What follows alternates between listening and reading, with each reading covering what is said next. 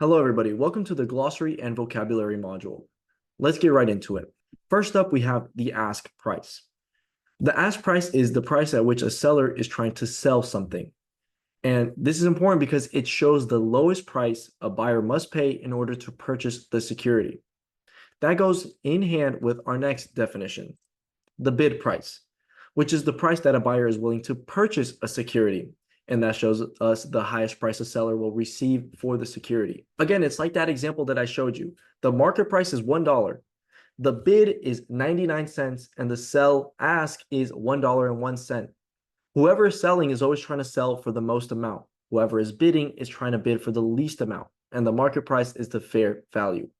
One thing you have to understand is that once you press bid or ask, it's like pressing the buy market button. However, there is a chance that you might not get into the trade. Why? Because again, it's the bid and that's the ask. It's what you want to buy or sell it for, but it's not a guarantee that you will get into the market. That's why we use market price. Next up is spread. So that's the difference between the ask and the bid. And it reflects the liquidity of the market, the volatility, and smaller spreads indicate lower liquidity. Let me show you something. If I were to get in right here, let's say I'm in a buy and I bought it right here. Pretty small candle, not a lot of liquidity. But then I see it's going down and I press to exit my trade right here on this line. But because of the very high liquidity, I would exit, let's say around here. That's the spread. Even though I pressed the button at this location right here, at this exit, it only executed right here. And that's what the spread is. That's what my spread is. The difference in between the price of when I purchased or sold an actual position. When I exited that position, that's what the spread is. Leverage. What is leverage? Leverage basically means using the borrowed capital to increase potential return on investment. You can also increase leverage by adding another contract, adding another account, using a mini instead of a micro contract. Those are ways you can increase your leverage, which amplifies your potential gains and losses, but again, you have a bigger leverage. Next up is margin. Margin is the amount of capital which is required to open and maintain a leveraged position. It goes in hand with the leverage. And this ensures the trader can cover potential losses involving an initial margin and maintenance margin. So again, the margin basically means how much leverage you can take before you go and blow your account, how negative you can be before you go and make it back. That's what a margin is. And when you get margin called, when you blow through an account, that means you went through all of your margin. Lot size. So the actual definition is the number of units of a security or a currency traded in one transaction. And you can see here in this picture, there's actually a different amounts of lots. We trade micro and mini lots. You don't even have the option to trade one standard and one nano. Look at the difference. One micro is 1/10 of a mini, and one mini is 1/10 of a standard. If one micro, you are already making $2 per point, and in one mini, you're making $20 per point, one standard, you're making $200 per point. Or most likely, you're losing $200 per point. You should never, ever trade with a standard, because that's $200 per point, which is a lot more leverage and needs a lot more margin than any of us would ever have. If banks with millions and millions of dollars don't trade with one micro contract, why would you trade with one standard contract? It doesn't make sense, or even one mini contract. So let's stick with the micro contract since it's the smallest one we can use. And if you absolutely need to, go to 2. The lot size is important because it influences the size of the trade and the associated risk. The smaller the lots, the smaller the contract, the lower you make, but also the lower you lose. And it allows you to have a lot more heat and really see what your strategy is all about. Next up is stop loss order, which is an order placed to sell a security when it reaches a certain point. You should be very familiar with that. And a take profit order, which is the complete opposite, which is an order placed to sell a security when it reaches a certain profit level. These go hand in hand, and you pretty much use them all the time. Volatility. What is volatility? Volatility is the degree of variation in the price of a security over time, and it indicates the level of risk associated with security. Higher volatility means greater risk and potential reward, but also means greater spread, a larger slippage.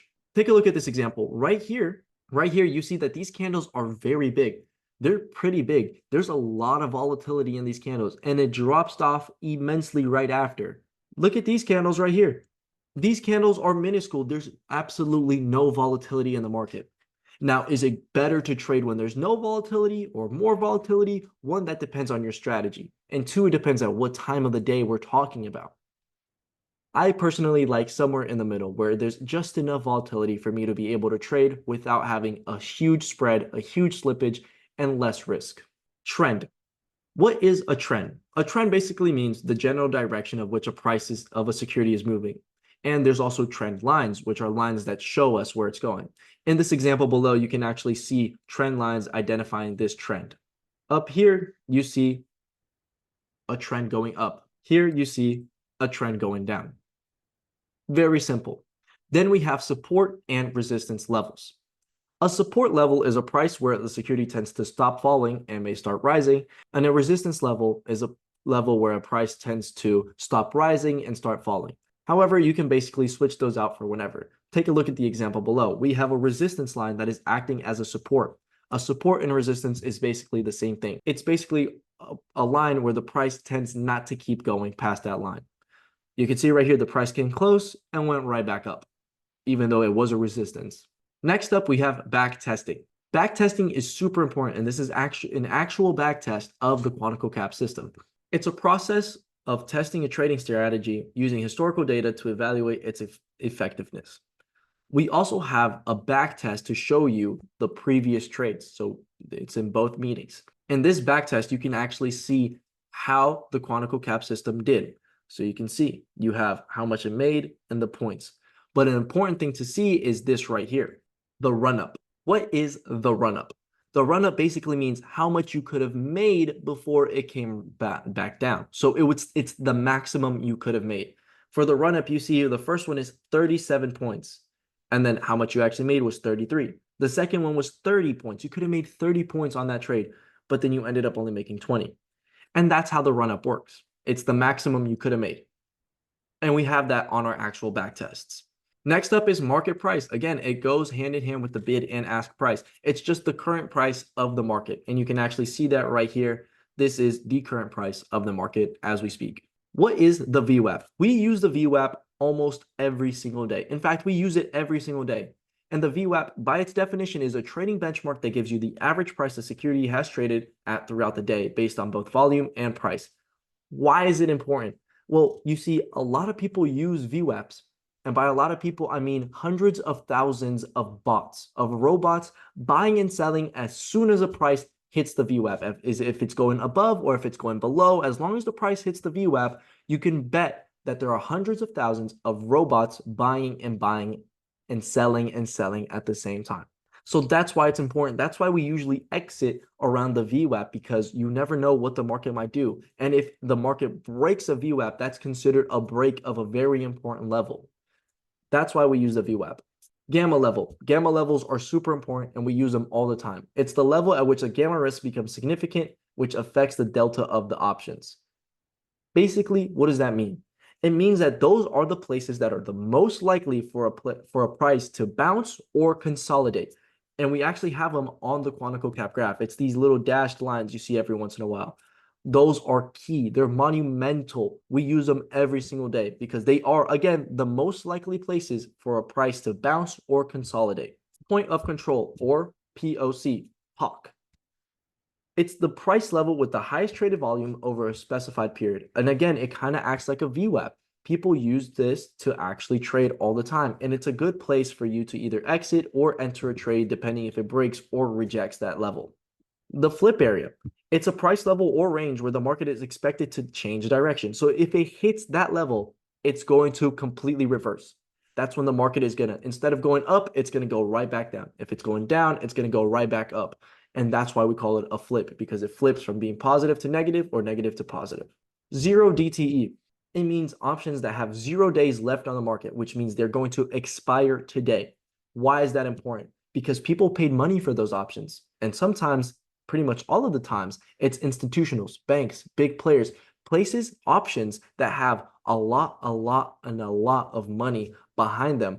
So they need the price to go and reach those options targets so they can actually make money, and they'll do anything it takes. Think about it like this. You have an option that is at 100, and if it reaches that option, you'll make $10 million. And it only costs $1 million to make the market go from here to here. What are you going to do? You're going to waste that $1 million so you can go and get that 10. And that's exactly what happens. That's why we trade 0 DTE, because it's where the market has to go so the institutionals make money. Then we have heat. Heat is how much negative unrealized profit you have during an operation, and it defines whether or not you keep going or you take a stop loss. Let me put it into some context. You see this picture right here? Let's say, boom, you bought it right there. And what happened? It went down, came right back up, and went all the way down again. When it goes down, let's say you bought, again, remember, you're buying. When it goes down and you're negative, that's heat. That's you taking heat. Heat is how much negative unrealized profit you have. Once you realize it, it becomes a stop. So heat is how much unrealized profit you have. And then we have line in the sand. A line in the sand is a level where the price will not go past, or it should not go past. It's usually the last level of the day. Why is it important? Because when we say this is the line in the sand, that means the price will not and should not go past. That doesn't mean it can't. It's important because it defines whether or not the market responds to its structure. The market does have a structure. It does have to follow certain rules. And if it passes the line in the sand, which is supposed to be the last level, the market is no longer responding to its structure and it's completely unpredictable. So you should stop trading. However, if it responds positively to the line of the sand, meaning it reverses and it rejects it, that means the market is still in its structure, except it just went to its most extreme point. That's all it means. But the line in the sand is something we say very often in Quantico Cap.